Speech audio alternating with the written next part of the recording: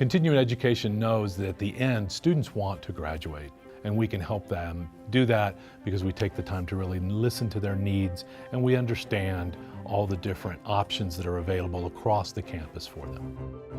We don't take a cookie cutter approach. We realize each student comes with their own story. So whether it's a part-time student looking to complete a degree program or someone just looking for online courses, we're there to connect them to the resources of the university.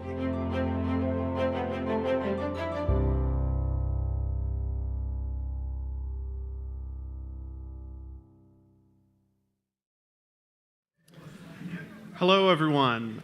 Today is Wednesday, April 10th, 2024, and it is 1:30 p.m., and this is panel number 17950, titled AI and Robotics, Displacing or Enhancing Our Quality of Life. I'm John Carroll. I'm your moderator for today's panel discussion. I have a master's in telecommunications from CU Boulder, and I went on to lead multiple robotics companies in the Boulder area, and I'm going to be guiding the discussion today, and I look forward to facilitating questions from the audience on the impact of AI and robotics on our quality of life. Before we get started, I'm going to read the land acknowledgement. The University of Colorado Boulder, Colorado's flagship university, honors and recognizes the many contributions of indigenous peoples of our state. CU Boulder acknowledges that it is located on the traditional territories and ancestral homelands of the Cheyenne, Arapaho, Ute, and many other Native American nations. Their forced removal from these territories has caused devastating and lasting impacts. While the University of Colorado Boulder can never undo or rectify the devastation wrought on indigenous peoples, we commit to improving and enhancing engagement with indigenous peoples and issues locally and globally. We will do this by recognizing and amplifying the voices of Indigenous CU Boulder students, staff, and faculty and their work, educating, conducting research, supporting student success, and integrating Indigenous knowledge, consulting, engaging, and working collaboratively with tribal nations to enhance our ability to provide access and culturally sensitive support to recruit, retain, and graduate Native American students in a climate that is inclusive and respectful.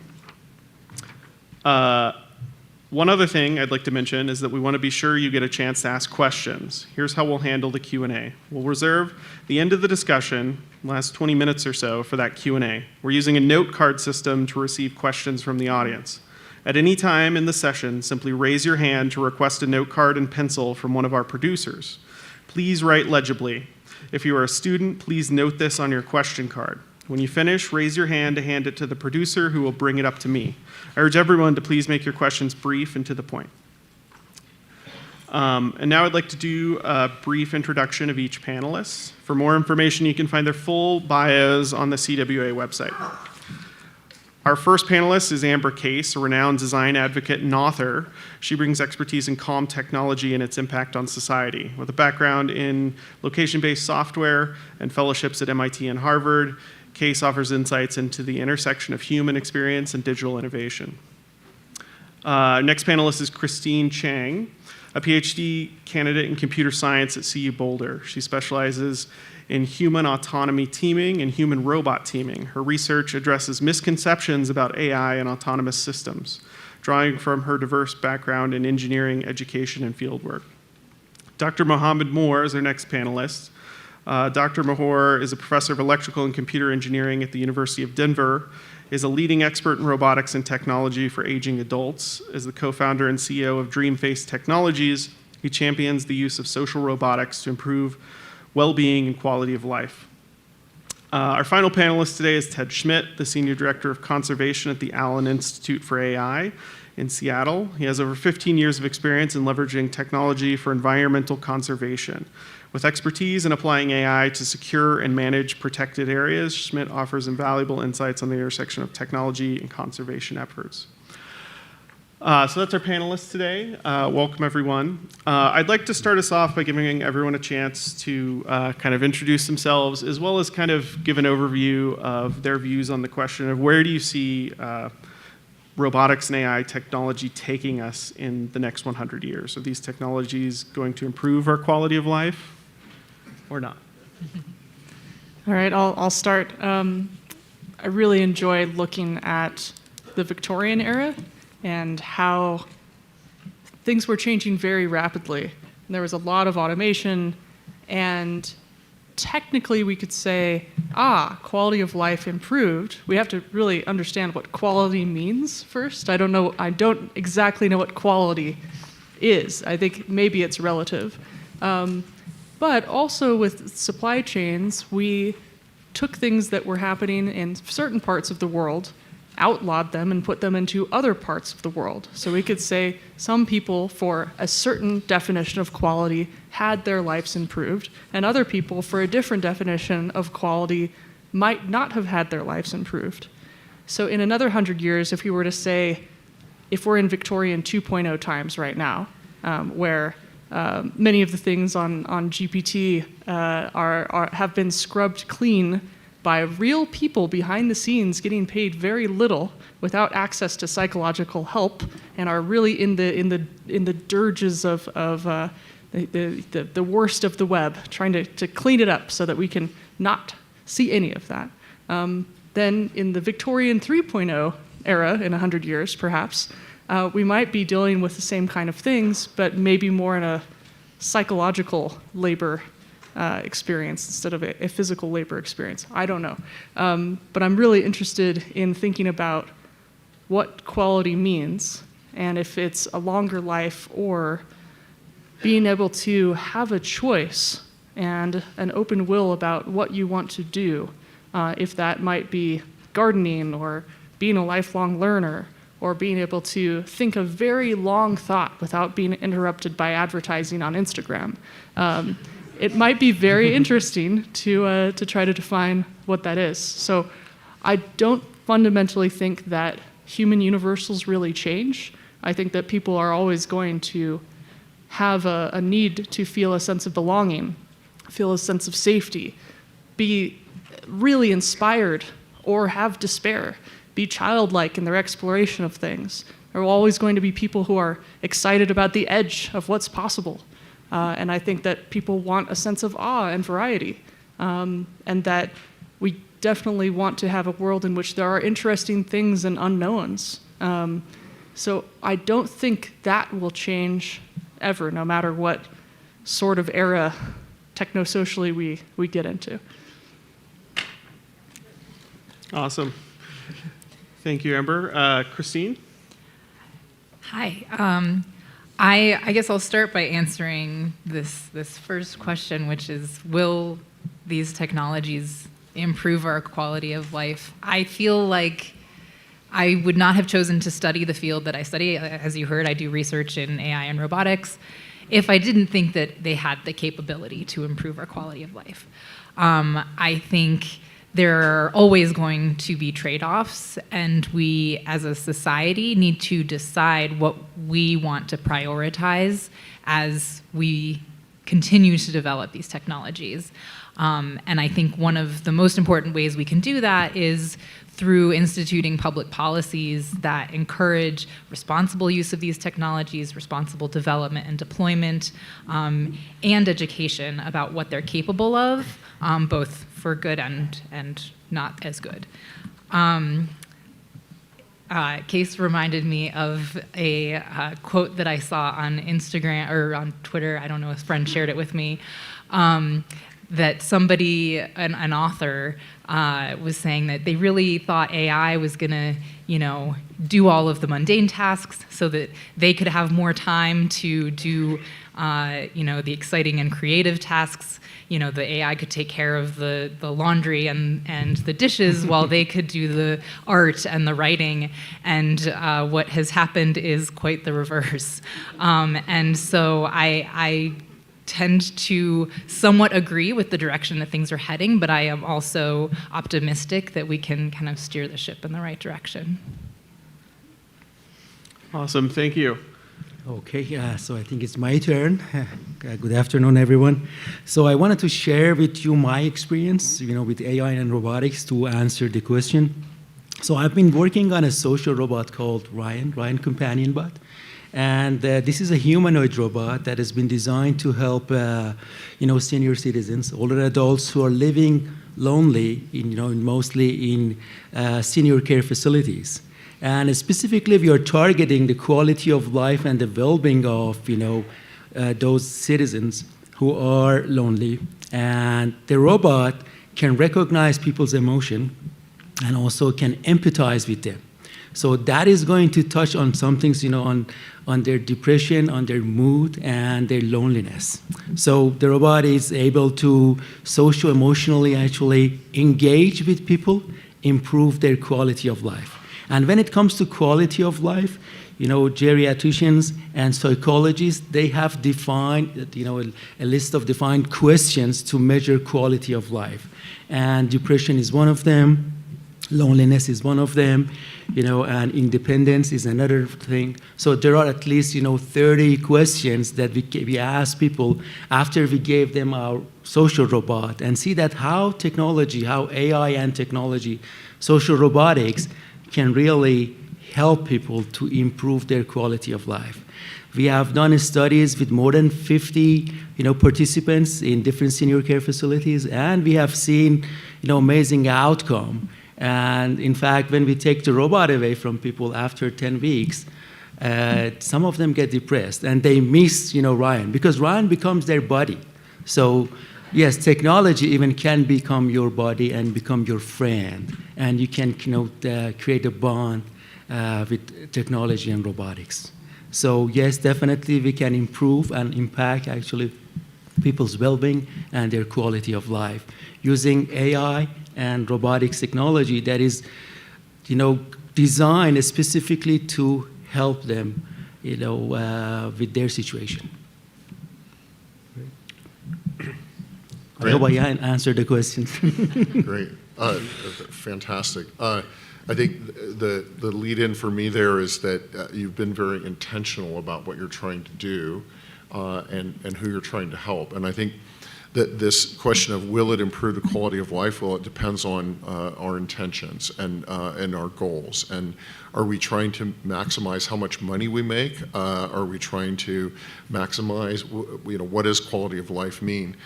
To take a non-AI example, and I was really glad that you referenced, Amy, I believe, referenced looking back at the Industrial Revolution. In the in a quite recent past, we've gotten very effective with technology at fishing the ocean, and we're literally fishing it empty. Now, you could say that's improved the quality of life of a lot of people who now have protein that didn't have it.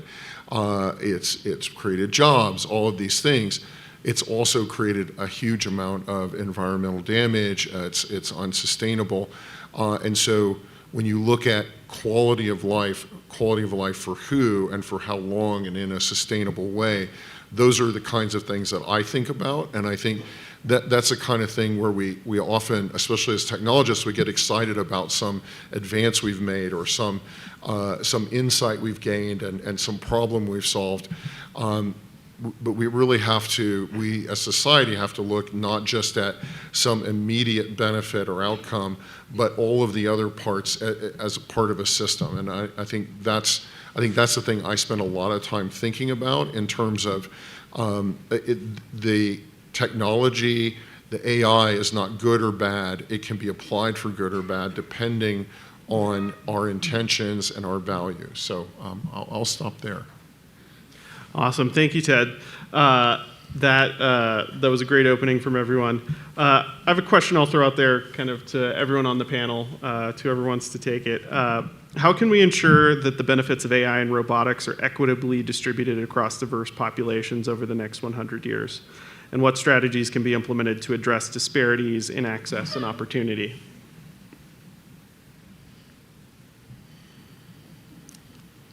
Who wants to take that? I mean, I can give a very specific example of how we're actually using AI to create equity to address enforcement and help under-resourced countries monitor their waters, try and understand who is essentially stealing their fish, stealing their resources.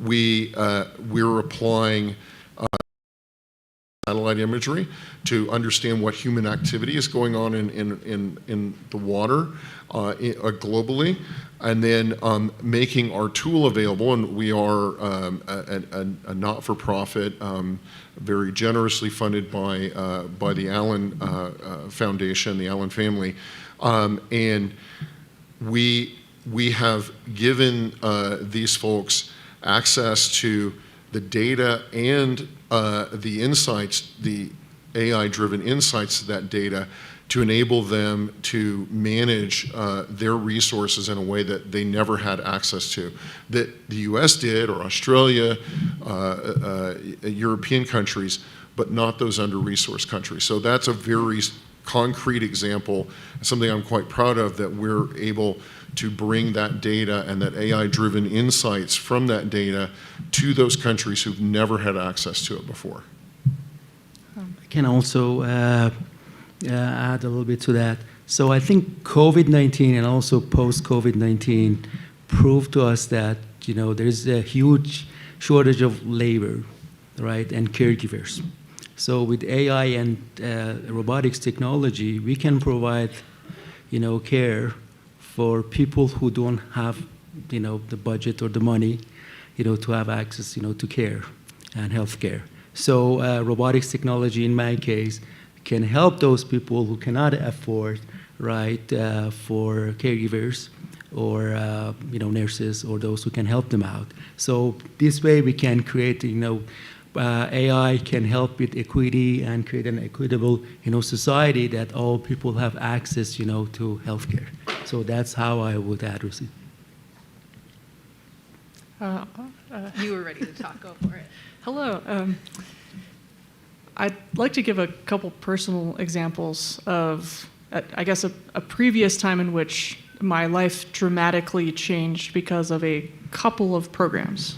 First, former Denver Mayor Wellington Webb had a program called Art Street, which targeted at-risk youth and brought them into University of Denver area campus into an air-conditioned laboratory of high-tech Apple computers, where we were paid $6.50 an hour. Starting, you could be in it if you were age 13 to 18, and you were trained how to make websites, and then you were brought around to different advertising and tech companies in kind of the early .com boom, and they said, "Hey, once you're done with high school, we'll hire you." So I was one of these at-risk youth, as in the demographic that I was in was a difficult one, and it was very worrisome for me about what I was going to do in the future. Every once in a while, I would run into people that came from something, and I was so terrified by the comparative gap. So these programs completely changed my trajectory. First, it was a lab and a paid program where your transit was paid for, so that you could go get student discounts on software, learn how to use Photoshop, Illustrator, Dreamweaver, all of these programs, skilled local people who would be your teachers, and you were expected as 13 to 18-year-olds to make stuff that would be then used by the government. Government websites, how to get around town, I-25 construction project, all these. And when we went into the businesses and they told us that they would hire us, it was the first time that I thought I might have something, I might be okay. It was huge. I was saved by a bunch of these different programs. I would say like Project Lead the Way was another program that taught mechanical engineering to high school students and then offered them jobs at Lockheed Martin afterwards. There's another program by ESRI, Environmental Systems Research Institute, that taught people geographic information systems. I was in that program when I was 12. My parents were trying to bring me to something. These programs were amazing, and so I would say the same models could be applied here, which is have enough funding from various organizations, have air conditioning. A lot of people are in the summer in places that do not have air conditioning and cannot think, make it on a public transit line so they can get there, or offer transit vouchers, pay for it so that they can pay for their own food at lunch and not go hungry, and then tell them that they're great and show them and empower them stuff that somebody might be doing in their mid-20s or 30s, and just treat them as if they are totally capable and give them the powerful tools. It was incredible. You could do this with AI labs for a couple of weeks in the summer. Hey, we're paying you to be part of our AI lab where we're just gonna play with GPT, and we're gonna play with this modeling software, we're gonna play with these things, and then 20 years later, see where they all end up. Because I guarantee it's a massive change. And it's that little confidence of somebody telling you that you're nothing your whole life, and then somebody actually telling you that it's okay, is a huge deal. And it's gotta be done, in my opinion, with cool high-tech stuff, and then with loving, caring people to really be there for you and understanding where people come from. So that would be my response.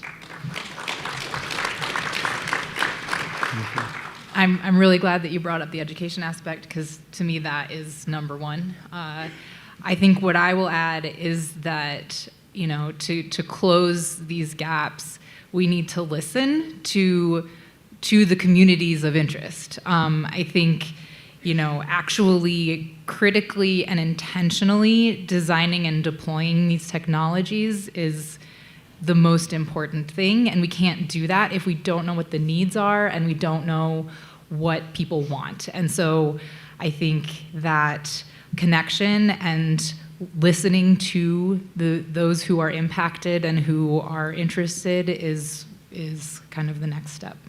So. Awesome.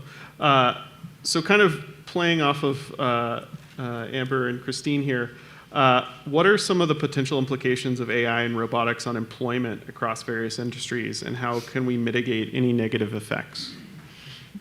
Any? I think part of me thinks there are many obvious impacts, right? We have, the fact that certain types of AI and robotics are capable of doing work that some humans currently do. And so we need to consider how we can reskill, upskill people so that they can continue to make money, perhaps make more money than they're making now, to be professionals in their field, to, maybe they're in charge of a team of robots. Maybe they are teaching other people how to, interface with these technologies. And again, going back to listening to what people want, right? So those whose jobs are already being impacted, how can we listen to them to know what they need and what their desires are? Knowing that this is going to happen, knowing that this is coming, how do we mitigate that by listening to them and knowing what their actual needs are? I'll stop there. You go ahead. When I was starting around when I was 10, I grew up in Denver, Colorado, nearby here. My parents were automated, which sounds very severe, but they worked in broadcast engineering. And at that time, an analog TV station, and in the early 90s, you would hand splice in your commercial reels and put up to 6 channels on the air at a time. It was a highly skilled blue-collar position that had a lot of culture and care around it. And how you got trained in it is you might have a high school in, say, Salt Lake City, Utah, that's going to have a broadcast engineering thing as a program. You would take it much like you would woodshop, and then you get placed at a local TV station. You could be there for life. So both my parents met at the TV station. My mom went from being secretary at the TV station to being master control operator, which was the highest paid job at the TV station, the most technically intense. And my dad was one of the broadcast engineers, and they worked there. And then digitization happened. And I remember my mom dropping out of work to take care of me for a couple years, and then applying to a television station position. And of course, they hired her. She had all this experience. And her job was to babysit the robots that did her job before, and then somebody watched her watching the robots. In a room with no windows, nothing to do with your hands. And my dad's job was to automate the analog stations that were left in the world. And once he was done, he was laid off and then died. Anyway, this sucked. To already be in a situation where my parents said, you know, you could just do this and like you don't need to go to college, and then know that this is happening and watch it happening and be a part of it, and then have to figure out, how do I have a job that's not automatable? What could they have learned so that I didn't have to go through this and then make enough money to take care of them, and then be too late? Because my dad never had any management skills, never understood what was really happening, could not really play the corporate politics. And by the time he got shifted out of the Denver, Colorado position to Cleveland, Ohio, he didn't understand that he was just being downsized, and that he was going to be laid off just as anything. And in some of the stations he worked at, there was a note on the wall that said, if there's a fire, we'll take all the oxygen out of the room and you have 30 seconds to leave, or you will die, because our equipment is more important than your life.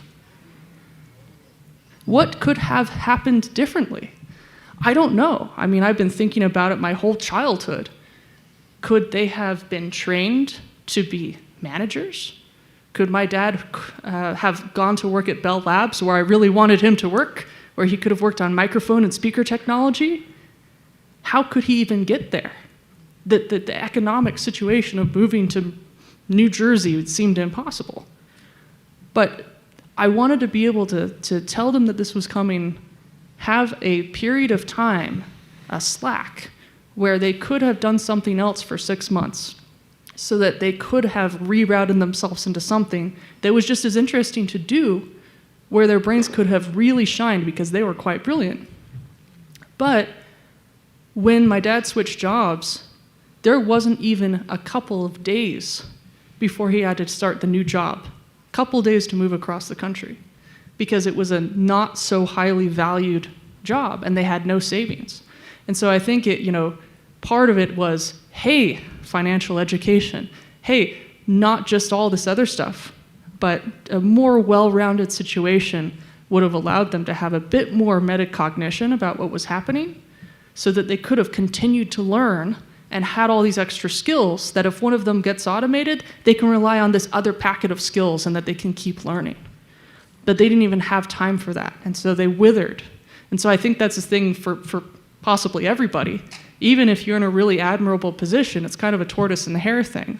Like, stop and think about the things that you're really bad at and try to learn what they are just to keep your brain in good shape. Because these things can happen really fast. And yeah, I'll stop there, but it's just, hopefully you all have more ideas, because I've been stuck personally. Amber, I'm really sorry, for what you and your family went through. But no matter what, we are going through another industrial revolution, whether we like it or not. With AI, it's happening, right? So, but we have to be educated and be prepared, for what is happening. And AI is going to change, and shift the paradigm, right? Some jobs definitely will go away. New jobs are going to be created, but it's going to be a different world, in 10 years with AI. And it's like, any other industrial revolution, when we had, steam engines, or then cars, and then computers, and so on and so forth, right? But I wanted to talk about the good stuff.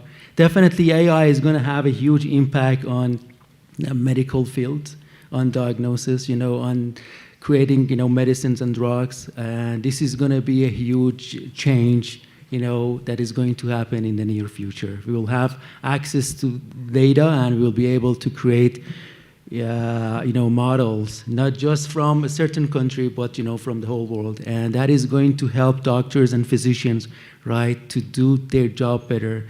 I'm sure that you're aware of, how many misdiagnoses that doctors, make every year or every day, right? Hopefully with the AI, the number of, these kind of diagnoses are going to go down, and then they will do a better job for us. That's all I can add for now. I think what I would mention that's been discussed and I think is real is a lot of times it was blue collar, to use that term, jobs that were affected by technology, by automation. I grew up in the Midwest, and in auto, it was a one-factory town, a little town in Indiana, and it was a Chrysler factory, and there were a lot of people that had very good jobs, but they were, screwing bolts into an assembly plant, and those jobs got automated away. That factory is no longer there, and the town that I live in, that I grew up in, is about 30% smaller than it was when I grew up. So that's real. Most of the guys I grew up with, if they didn't leave and they stayed there, they have jobs that are not as good as their parents' jobs, and so that's real. And I think with AI, it's interesting. It's going to move up the stack. It's going to be more professional people who are going to be able to be automated away in a sense. But I do think that there's a lot of positive in that as well. I gave the first example of giving access to data and analysis to under-resourced people that have never had it. One of the things that we constantly hear when we're trying to support people, and I work a lot in Africa, is that we need capacity building. We need more capacity. And what we see constantly, and Mohammed mentioned it right at the beginning, is there's actually a skill shortage, and there's a skill shortage there too. As soon as those folks do get the training, do get those computer skills, they find jobs that are a lot more lucrative than what they were doing, and then we get the calls again, we need capacity building. And it's like an endless cycle of capacity building. And by bringing essentially the experts, if you want to call it experts in a box, to those folks and giving them access to those expertise that have been automated some way in the AI, we give them the ability to do things they were never able to do before, because now they have access to experts and expertise that they never had before. So there's a lot of really hard balancing here of good things and things we have to really intentionally. I always go back to the word of what's our intention, and we have to be very intentional about.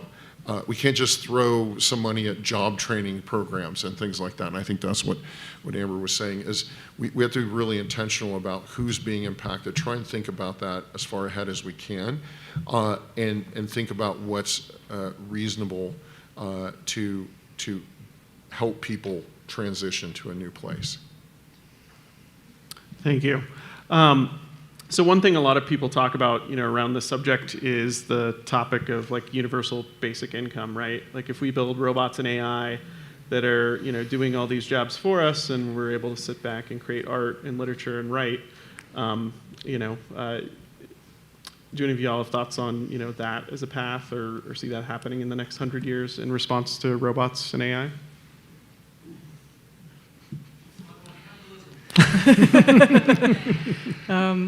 The way I see it is, right now you see maybe somebody at a tech job really stressed out, very often taking amphetamines so that they can do a really good job and not sleep a lot, burn out, maybe go buy a farm, play with the original programming language of seeds in the soil, very stable code.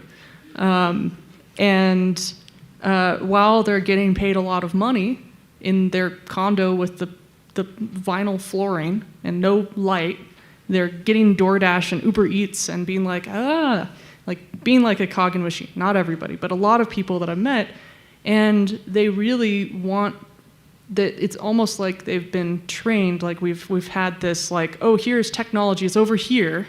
Don't let it touch the humanities. Don't let it touch the arts and the sciences. And if it's going to be through Midjourney, And I think everybody deserves to have a much more well-rounded understanding of things and how all of these things play with each other. If you are a kid and you're playing outside in a backyard for a good first 10 years of your life, I bet you're going to be an exceptionally good systems engineer. because you saw it happen in a really good code base where it works.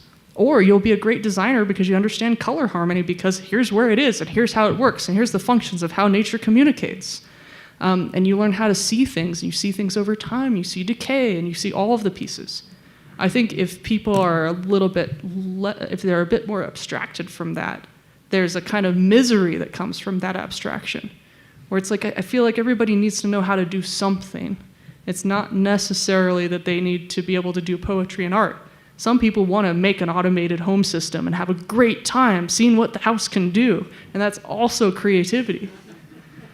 But to be able to choose is really interesting and important, and I think the idea of having tech separated from nature, or I'm only good at math and therefore I'm never good at these other things, it's like, what can you learn from all of the other pieces? And so I think I lost track of the question and went on a rant. But anybody that I've known that's had just a bit more of the real, and I would like to see like a kind of revenge of the real, whether that's, what's your first computer? Oh, it's a cassette tape player with analog tape. That's what you get to play with for a little while. Just to see how things work, I feel like it makes really great programmers, where you have programmers whose parents are contractors and they had to live in a house that was constantly being under construction. And you bet they're very good at writing code because they understand that things are finite. And I think when we go full digital a lot, we think that things are just infinite. We'll just have infinite resources and infinite venture capital and infinite this and infinite Uber Eats, and like not really understand the stuff that's far away. How does that Uber Eats driver actually feel? How far away from the city center do they live? Do they really enjoy driving around with a bunch of hot plastic in the back of their car for 8 hours a day? Do you know when they are actually using the restroom? Like these are things that, well, you can only think about those things if you have an anthropology degree. Otherwise, it's just negative. No, we need to be able to understand not just the front of house. And it's like you see these people being like, and then we'll just automate everything away. Well, if you're making an automated bathroom cleaning technology, and it cleans almost all the stuff except the really bad messes, then the humans have to clean up the really bad messes, and who cleans the automated bathroom cleaner machine? That's terrifying. I think there's this thing that everything can keep getting automated, but who maintains it? And I think a really important part of building systems is making maintenance easy for the systems, making failure soft instead of intense, like an escalator reverts to stairs when it breaks, and allowing things to be thought of as a whole systems, including the externalities. And I guess as a last part of this rant, I was thinking that when I was a kid, I looked at the Vogue magazine spreads where it's like, and this blouse is $2,000. And I thought of making one with like original peoples, where you're wearing something that's been created by your tribe, that's been there a long time. What's the actual price? And I put like $500 million. What does this polyester t-shirt really cost? What does this leather jacket actually cost if you put the environment into it? Here's a $500,000 leather jacket at H&M, because that's how much it cost the environment in which it was produced, including the water, including the chemical dyes to produce it. And I think if we start thinking a little bit more systemically and get parts of our brains that aren't good at certain stuff to kind of wake up, because we're all very, very smart and capable, it's just as annoying to learn new things, then I think all of us will be able to kind of meet in the middle and be able to communicate a little bit better with each other. I want to get back to that question about we can all sit around and write and create art. I don't know how many of you read a week ago that an AI created a Picasso that was quite hard to tell from a real Picasso. So don't think we're all going to be sitting around creating art. The AI is going to be creating the art too. It's just going to be copying Van Gogh and Monet and Picasso and all of that. And so you know, I think that's the wrong way to think about it. We're not going to have to do these boring, mundane things. We're going to get to do fun stuff. I don't think that's really the right way to think about it. It's going to become part of our lives, just as the things of the Industrial Revolution have become so much part of our lives we don't even think about them anymore. Imagine a world, I mean, my grandfather only died 10 years ago, and he was over 100 years old, but he remembered horse and buggies, and that wasn't that long ago. And I think, you know, when we ask, well, what's it going to look like 100 years from now? Frankly, I don't think we have a clue what it's going to look like, but it's going to look very different. Yeah, anyway, I had to say something about art because it's, oh, and there was one other point that I wanted to say too. One of the things I do is I'm on the external advisory board for the School of Language and Culture at Purdue University, where I'm an alum, and they, the department, we met with the faculty. They are petrified of their jobs being eliminated because who needs to learn languages anymore? It's all going to be like Star Trek, where you have a universal transcorder, and you just put it in your ears, and somebody speaks a different language, and you hear it translated the way you want. The department hired their first 2 computational linguists on faculty, and the rest of the faculty that's been there for 30 years has no idea what to do with these young computational linguists. They don't even know quite how to talk the same language. So these are the kinds of ways that things are going to get manifest. There you go. The Babelfish. I was just looking at Duolingo's statistics, and Duolingo is your friends will try to get you to learn a new language with them programmatically. But they're releasing all of these ancient languages in Duolingo, and nerds are like, wow, I would really like to learn this weird language that's endangered because I want to learn something weird.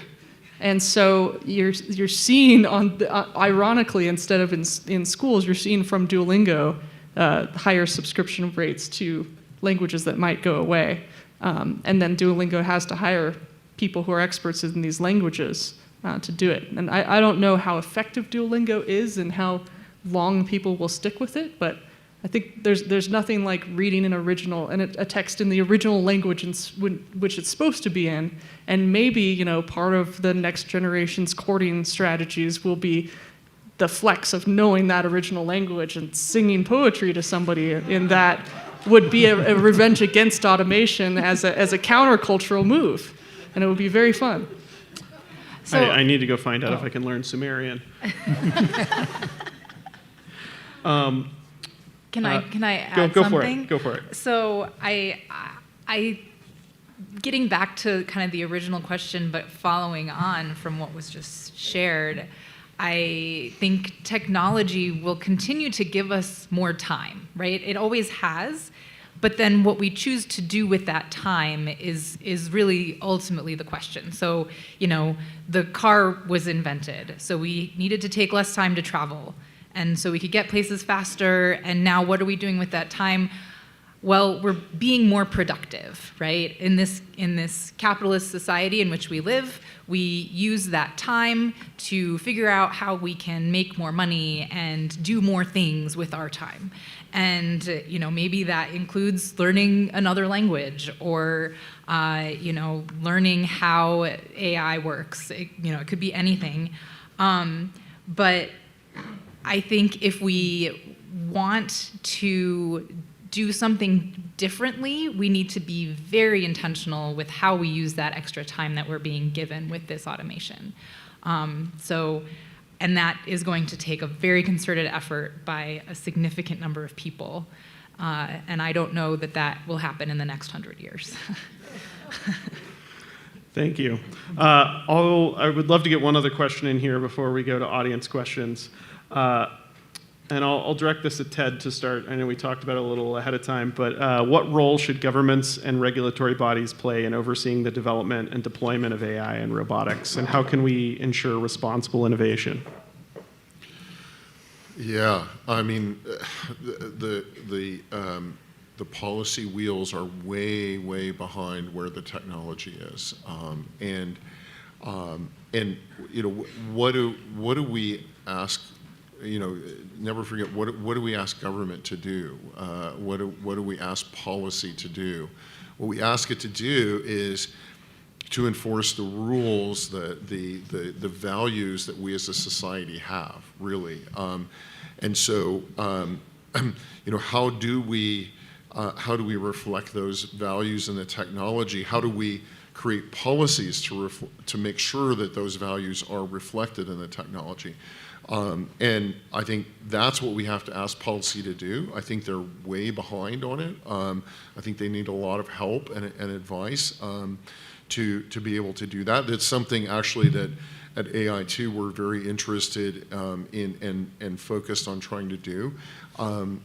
Openness is a big part of that, creating openness and transparency as to what these models are doing, what's inside them, so that people can see how they work and how they tick, if they've been loaded up with biases, intentional or unintentional, so that there is an opportunity to make sure the values we have are reflected in the policies and then into the technology that we develop. Thank you. I just wanted to add a few things about policy. I know, as you said, the government, is way behind, what's going on and is happening in AI. But there are a few keywords that I wanted to bring it up, and I want you to, maybe do research and about them in your spare time when you learn about AI. So fairness is one of them. Bias in AI is another one. And another one is transparency and explainable AI. So one of the big issues with most of the AI models that we have, they're like black box. We don't know what exactly is happening. Why an AI model makes a certain decisions, to make some predictions or recognitions, right? So it's not explainable. So scientists are working to make AI explainable. So we know that why, certain decisions or recognitions are made by AI models, so to make them explainable. So explainable AI, fairness, transparency, and privacy. Privacy is another thing. In fact, all of us provide data to Google, Facebook, all these big companies. They live and their business depends heavily on the data, on the whatever you post every day, right? And if you use social media. So they owe us a lot, right? And what they create, it's coming from us, right? So that's another thing that I wanted to add to this. I'll add that, yes, the government is behind, right? Our governing bodies have some catching up to do. The European Union recently passed the AI Act, which, is certainly imperfect, and they recognize that, I think, but can still serve as a model.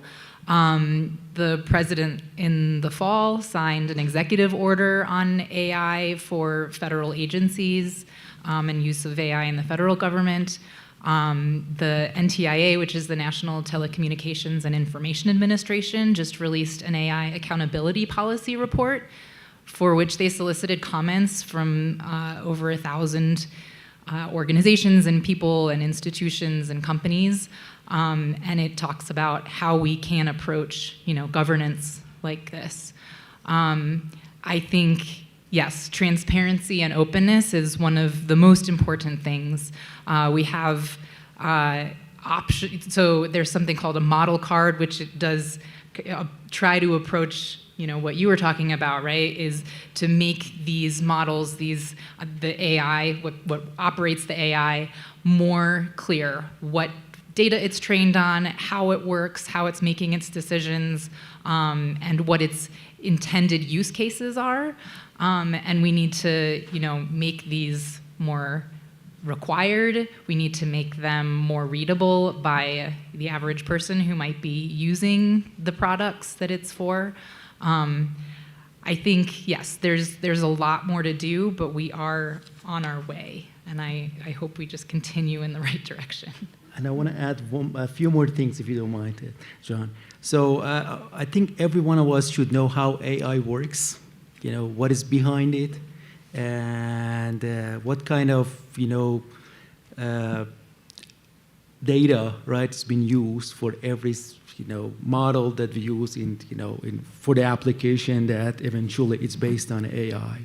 And also, what are the limitations of AI? So I think the general public should increase their knowledge of AI. So we should educate ourselves, right? And all of us should have a crash course on AI. Not to talk about equations and how to train a model, but what is AI, right? And especially, like 10 years ago, the definition of AI was different than what it is now. And the kind of AI that you're talking about, it is data-driven AI. It's machine learning. It's based on data, right?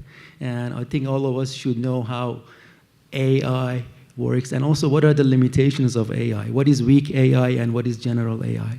For example, does AI have consciousness? Is it self-aware? Does it know that it exists or it doesn't exist? These are the big questions that are not answered, and it's going to take years to be answered. There are so limitations, AI. So people may be afraid of AI, right away, that, oh yeah, they're going to create an AI model that's going to take over the world. No, we are far from that, right? But it may happen, but we have to be very careful, and the policymakers, right, should be careful, and when they draft their policy, the policy. Yeah, I'll say a few things.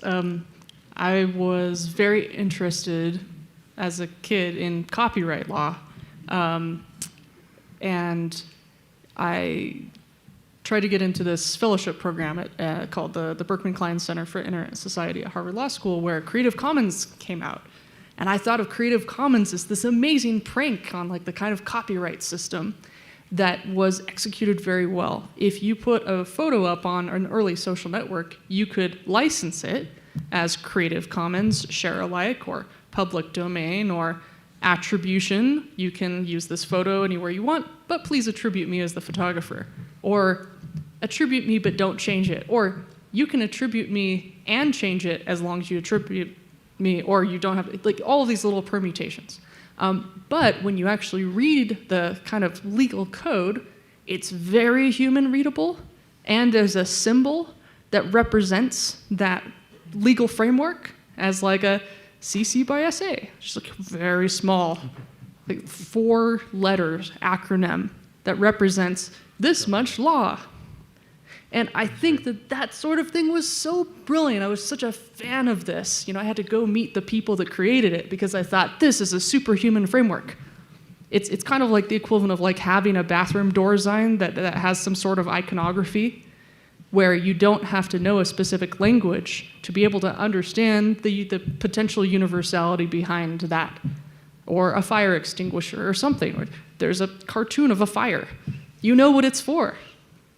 So I was also thinking about when the United States was founded, the idea of making a Declaration of Independence, but more importantly, a Constitution. How is this document going to last with very little amendments for how many hundred years when we do not know what will show up in the future, especially things like airplanes? How can we apply this thing to new stuff that might happen? And I think what's missing right now in government and governance and constitutional law is really this kind of method, either a symbolic representation that says something that's complex over here, that's easy for the general public to be able to wield, and 2, being able to understand technology at a much more zoomed out level, that you have a framework that anybody in Congress and governance and in the community can understand what is really going on, so that they can write documents that can work no matter what happens. It says, and it's not just Asimov's laws of robotics, which was an attempt at that, where the science fiction won out over the real world, and now we reference that, but something where it says, hey, no matter what, the human universals are here, and here are the technology universals that don't change, and this is flexible enough that when things do change, we can say, it's like that pattern that you might learn at Harvard Business School, right? It's pattern A. What's pattern A prime? With a little hint of P, B, and C, absolutely. And X, and there's 27 patterns possible. And we've chunked it down into this nice system, and now, okay, there's going to be some edge cases, and those will go to court, and we will have legal scholars and anthropologists and people there to determine this, and then that will set the precedent for the next thing, like it was supposed to do. Somehow we don't have that, but we could, and it could be amazing. Absolutely. I think we're missing that. And Amber, that's a very great idea, wonderful idea. It's like this water bottle or any plastic water bottle that you have, right? There's a recycled, like a label on it, right? There are numbers on that. Like for copyright, there are, acronyms and codes. For AI models also, AI products, AI applications, there should be some sort of code that tells us that, different aspects of the model and the application, then we understand what does it mean. For example, in the world of copyright, when you say MIT license, I know what it means, right? It means that I can do anything with that, piece of code or data, right? And so on and so forth. So I think we should have something like that as well with AI, and that we don't have it. We don't know exactly what kind of data is being used, right, to train it, or whether the model is doing, is fair or is not fair. Yeah. But I think it's tricky because with Creative Commons, you have the Copyright Office. Like that is, you have this governing body that says this is what copyright is. We don't have an AI office, and I don't know that we should. This is a big debate in the field, right? But and AI it touches so many different technologies. You can use it in a car, you can use it in a computer, you can use it in medical equipment. You can it applies to all these different industries and agencies. And so to find a universal way to indicate, what is in the data or how it was trained or any of this information, I think is much more complex than Creative Commons was. There is a government agency that we've been interacting with, the National Institute for Standards and Technology, NIST. They're being asked, they're not capable of answering questions, but they're being asked, and they are what the U.S. has that would be that body, right? To put the UL sticker on it, right? And that's sort of what we're talking about here. They're not equipped to do it, and maybe they're not the right ones to do it, but they're the ones that are being looked to right now because there's in a vacuum. Yeah. So it's interesting to as an anthropologist and a digital paleontologist, people overlook these a lot of different papers where a lot of people will do startups. They will not spend the 3 months or even 2 weeks looking on why, who has done this before? Has it failed or not? Are the market conditions okay or not? And they spend millions and millions of dollars to do a thing that was proven that you shouldn't do. And their entire departments of tech that I won't name, they keep doing this again and again. They're doing the same thing that was done in 1960 or 1975 or whatever. And so looking back on any of these things, I was really interested in college in finding papers about VR, AR, and AI that read like someone would write today. Mm-hmm. To see if I could find the people who wrote in a way where, it just seems contemporary. Kind of like when I first read Plato as a kid, I was like, oh my gosh, I want to meet this person. This person is the most clear-minded person I've ever seen. Look at these cool principles of governance that you could, okay. But this was the issue, is like sometimes you can find stuff that's evergreen. And what if we took the idea that technology doesn't change and see what you could do with that framework? Not because it doesn't, but if you switch the kind of cognition on it, and these cool underwriter laboratory stamps that say, your hoverboard's going to be safe to put on an airplane because we've tested electronically, that's one thing. But having some sort of flexible, constitutional framework that's based on a historical understanding of how people have dealt with weird technology in the past, whether that's been electricity or steam locomotives or what could we learn 1,000 years ago when people started to put in water-powered things to crush up grain? Were there any sort of governance histories? Of course, they're probably going to be oral tradition in some cases that were flexible enough to deal with disruptive technologies like the water wheel. And what could we learn from those? Because I think it's really taking a different kind of look at how we could do this, that I think we could really apply that huge amount of history by elevating and saying there is no time, all time is one, and to actually think, hey, there's been a bunch of different times we've dealt with this. Who's done it really well and who hasn't, so that we have something flexible that could be good for another 200 years, and also encompass the terrifying aspects of trying to use GPT to make cool viruses and wet lab benches with no safeties on them because they're using the ones that they made today that don't have safeties on them. So, yeah. Awesome. Thank you, Amber. I think we could have a whole panel on this topic. I want to make sure we have time for the audience questions, and I have to be honest with you all. I feel like my questions were too easy now. The audience has some very tough questions for you. So,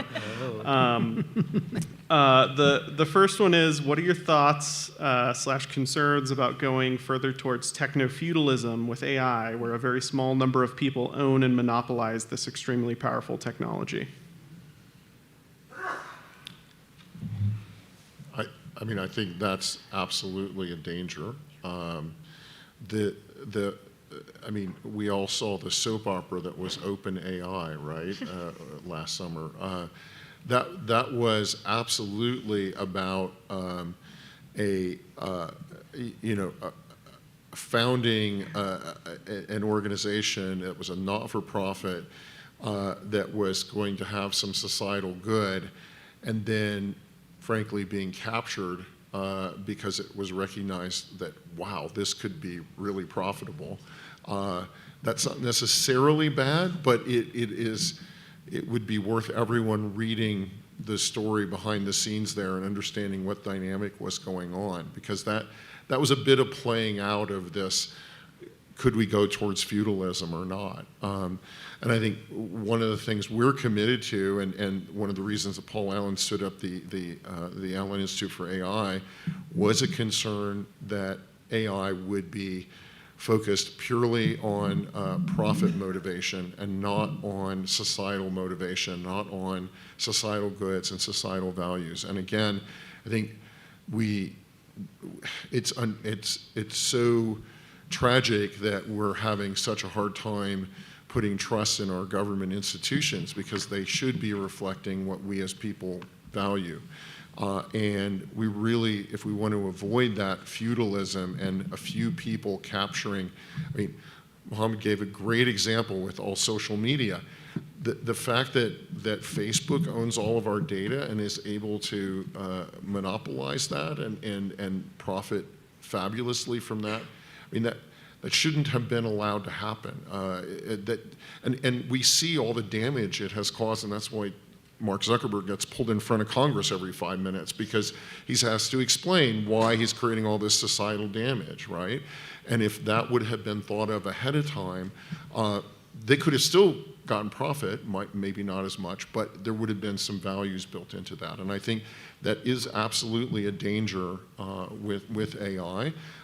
It's very heartening to see people like Mohammed building systems and hopefully profiting from them that are building empathy into machines and helping solve real societal problems. And that's what we try and focus on. Our slogan is breakthrough AI to solve the world's hardest problems, and that's what we try to do. So there are people out there focusing on that, but the profit motive is huge. The potential for people to make lots of money, which means lots of potentially bad behavior, is real.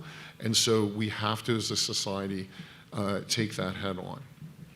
I'll stop there. Thank you. That you made great comments, and I agree completely with you about, that the danger is not in AI. I think the problem is in the people who are going to create AI and control it and use it. And unfortunately now, it's just within a few companies, big companies. Even me as a researcher and faculty, I don't have resources to, compete with them. And that's really hard, because they have, cash, they have equipment, they have hardware, and also data, and also they can recruit, the best talent, that researchers and scientists, and do what they wanted to do. So it's kind of creating AI and new AI models and research on AI is shifted to companies, big boys, right? FANG companies. So it's not happening as much as, let's say, 10 years ago, was happening in academia, and at universities. So big AI models are all created, and big ideas came from, those companies. So that's kind of, I'll put a question mark there, and I hopefully, that shifts, soon, and it becomes more equitable, and more people have access to resources to be able to work on AI the way that big companies, do. Yeah. I'll keep this short so we can hopefully get to more questions. I think, yes, dangerous. This is a problem, and I think that this can be partially solved, at least, with good public policy, and that we need to act quickly, and we need to act with a view to what happened with the internet and social media, and yeah, I'll leave it at that. I want to mention a point you mentioned earlier, which is the EU put out some laws. They're flawed. They know they're flawed. I think they really genuinely do. Yeah. We know they're flawed, but we need to learn. Yes. And that's something I think we're often afraid of in policy, is to learn. Politicians are afraid of making mistakes, right? But I think we have to try. We're going to make mistakes. We're going to make policy mistakes. And then just as we learn when we build technology or we advance science, we're learning along the way. And part of learning is making mistakes. And they're not really mistakes, they're just learning. And I think we have to be able to do that with policy here as well. I think we're still in feudalistic times. I would just call it soft feudalism, because you can go to the grocery store and you can use Facebook and things like that, and it's free. But I feel like I was looking at how much time I use each app. I was like, okay, so and I'm severely addicted to my phone because my mind is unfortunately susceptible. But I was looking at it in the worst of my depression, it would be 8 hours on a phone a day, and I would chop it up into different categories. And I was like, okay, so I'm working for 5 different media companies. 2 hours a day I work for Gmail, and another 3 hours a day I work for Instagram. And I work for this other company a couple other hours a day. And I'm literally working for these companies, clicking little tiny buttons of likes and adding to the improvement of their algorithm. And I am not getting paid. Absolutely. And I was just thinking about a conference in 2009 whose title I really liked, which was called The Internet as Playground and Factory, in which the new factory work is not necessarily being around 100 decibel equipment making textiles in Manchester as an orphan. It's about being 6 years old and being addicted to TikTok. And I think, unlike the times of the French Revolution, I was just in France looking at different properties that had been torn down during the French Revolution, there is no one place you can go. You can't just storm Facebook and say, oh, we're going to take over the luxurious, smoothie shake factory in the center of this and get free food. No, it isn't even a luxurious, glorious looking castle, but it is a concentration of wealth. And the incentive models are publicly traded companies must provide profitable quarters for their shareholders. They are a kind of algorithm, they are a kind of person. And I really like family-run companies, and in Germany you have a great middle class of family-run companies whose incentives are to produce useful stuff for people very well and take pride in that. And you can go into that as a person and learn that at a trade school. So I think the incentive for a bunch of people, including me as a kid, I was told, you can make a startup and you can go public, and then an investment banker will take half of the money. But what was the actual thing? Oh, it's celebrate when you raise money and celebrate when you go public, not celebrate making a really, really good product that people rely on for years, like microfiche. I think that's a pretty cool product. And so I think that the incentive models are really annoying. And if the general public is being incentivized to keep making stuff that's so exciting that it's like celebrating taking out a bank loan to buy a banana. It's like, no, the actual thing you should be celebrating is really high quality product. And supporting the people that work on the company and the people that you serve should be an act of service and take pride in it. And I don't think we have that in most publicly traded companies because you can't. The shareholders won't let you. And it's nobody's real fault, but I would like to see more excitement around making a sushi profitable company, and that's something that never gets acquired or goes public, but allows you and your team to eat sushi every night because you've made just enough money to make a sustainable business model that can withstand a recession and still provide a nice thing that doesn't really change on people randomly. Awesome. Well, thanks, everyone. We have about a minute left if anyone would like to make any closing remarks.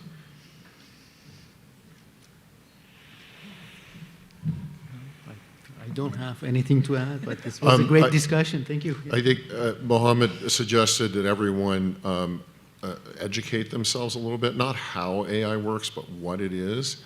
I'm trying to remember the title of the book. I think it's AI for Good. There's a fellow at Microsoft Research. It's a very good book. It's very readable. There's almost no math in it. And it starts with Babbage, for goodness sake. It's a good book to read. It at a high level explains to you. So I guess I'll walk away with that because I think that was a good recommendation, and that's one book I could recommend. Awesome. Thanks, everyone. Wonderful job.